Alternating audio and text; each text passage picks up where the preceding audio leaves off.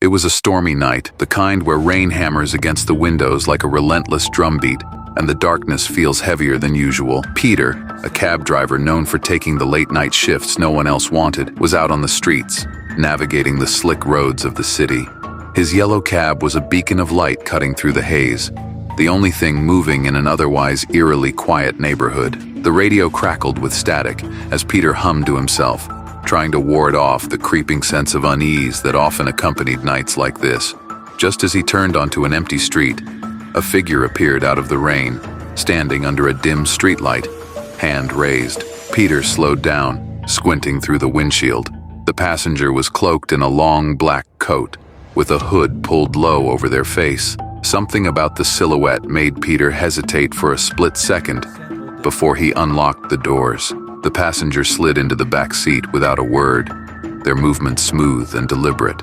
"Where to?" Peter asked, glancing at the rearview mirror. The hood obscured the person's face, but a glint of pale skin caught his eye. "Just drive," the passenger said in a low, almost melodic voice. It wasn't a request. It was a command. Peter's fingers tightened on the steering wheel, but he complied, pulling away from the curb and heading into the murky night. The silence in the cab was oppressive. Peter stole glances at the rearview mirror, trying to get a better look at his mysterious fare. The rain continued to pelt the car, creating a cocoon of sound that made the world outside feel distant. "Any specific direction?" Peter tried again, his voice breaking the tension. The passenger tilted their head slightly, as if listening to something only they could hear. "Just keep going. I'll tell you when to stop," they replied. Their voice was calm but unsettling, like the calm before a storm. Peter's unease grew with each passing minute. They were heading toward the outskirts of the city, a place where streetlights were sparse and buildings gave way to empty fields. He considered pulling over and demanding answers, but something in the air warned him against it. Then, just as abruptly as they had started, the passenger spoke. "Here. Stop here." They were on a desolate stretch of road, bordered by thick woods on one side and an abandoned industrial site on the other. Peter pulled over, his heart pounding. The passenger leaned forward slightly, their hood still obscuring their face. "Wait for me," they said, handing Peter a crisp $100 bill. Before he could protest or ask any questions, they slipped out of the car and disappeared into the trees. Peter stared at the bill, its pristine surface at odds with the grimy interior of his cab. Minutes ticked by, and the rain began to let up. Peter tapped his fingers against the steering wheel, debating whether to stay or leave. Just as he decided to check on his passenger, his phone buzzed.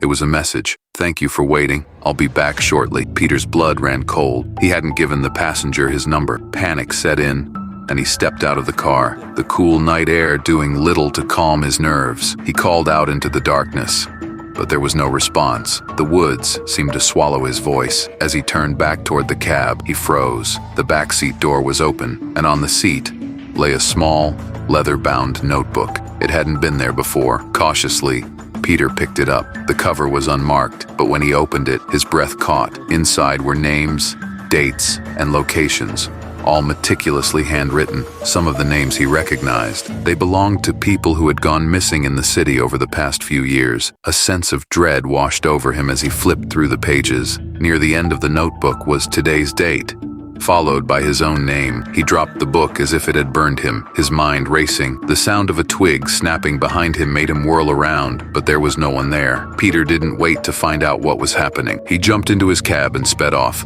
leaving the notebook and whatever secrets it held behind. His hands trembled as he gripped the wheel, his eyes darting to the rearview mirror, half expecting to see the passenger sitting there again. When he finally reached the safety of a well-lit gas station, he parked and tried to calm his breathing. But when he looked at the back seat again, his heart nearly stopped. The notebook was there, resting exactly where he had found it. Be with us to know what happened next, and if you are excited for the next part, let me know in the comments, and be safe until next part. If you enjoyed this story, be sure to like, share, and subscribe for more chilling tales.